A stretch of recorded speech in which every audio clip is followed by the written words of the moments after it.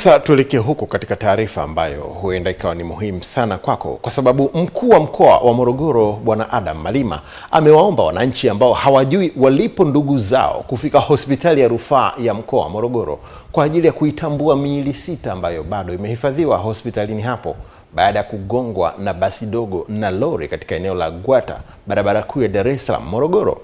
Taarifa kamili na Rajabu Mokiwa. Amesema hayo baada ya kuwajulia hali majeruhi waliolazwa hospitalini hapo, huku miili ya watu 4 kati ya 10 waliofariki kwa ajali hiyo ikiwa tayari imetambuliwa na ndugu zao. Uelewa wa kuwatambua wale watu 6 wameungua beyond recognition, wanasema kwa kitaalamu, yani hawatambuliki. Kwa namna pekee ni kwamba ndugu aje tupate sampuli. Sasa zile sampuli zitalinganiwa na zile 6 zilizopatikana. Wale wanaendelea kule, tutachukua kama wiki 1 wiki 2 kuzitambua. Ukija wewe na wewe tunachukua sampuli yako, tunalinganisha bana, ndugu yako naye mtafuta vimelea vyako na ndio vinafanana na huyu, chukueni hapa.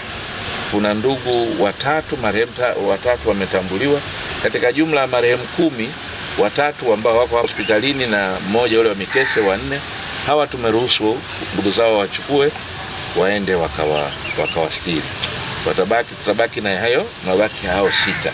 Labda zaidi sana tu niendelee kuwaomba Watanzania wenzangu huko mabarabarani tuchukue tahadhari sana.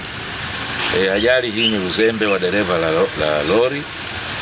Kaliingia lile basi, amesababisha vifo vyote hivi na majeraha na maumivu makubwa kwa watu. 2 bado wako hospitalini kwa ajili ya huduma kubwa zaidi, wamekwenda moyo.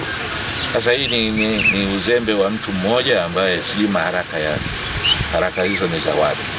Wagonjwa walikuwa wamepatiwa huduma vizuri, lakini tuliweza kutoa rufaa moja ya mgonjwa mmoja ambaye alikuwa na jeraha kubwa ambalo lilimpelekea sehemu moja ya mguu, kwa tulivyoona anaweza kukosa sehemu. Kwa hiyo baada ya kushauriana naye na ndugu, walionelea ni vyema kwenda kupata msaada zaidi hospitali ya taifa ya Muhimbili, lakini tuliweza kuruhusu wagonjwa 5 baada ya kujiridhisha kwamba hali zao ziko stable na wanaweza kuruhusiwa.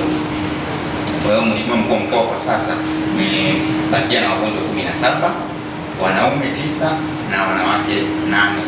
Kati ya hao 17 watoto ni 4. Hali zao zinaendelea vizuri kwa ujumla, japo tuna mgonjwa mmoja ambaye leo tutampatia rufaa ya kwenda Muhimbili kwa sababu ana changamoto ya mjiko wa nyonga. Madu Silvester, EATV.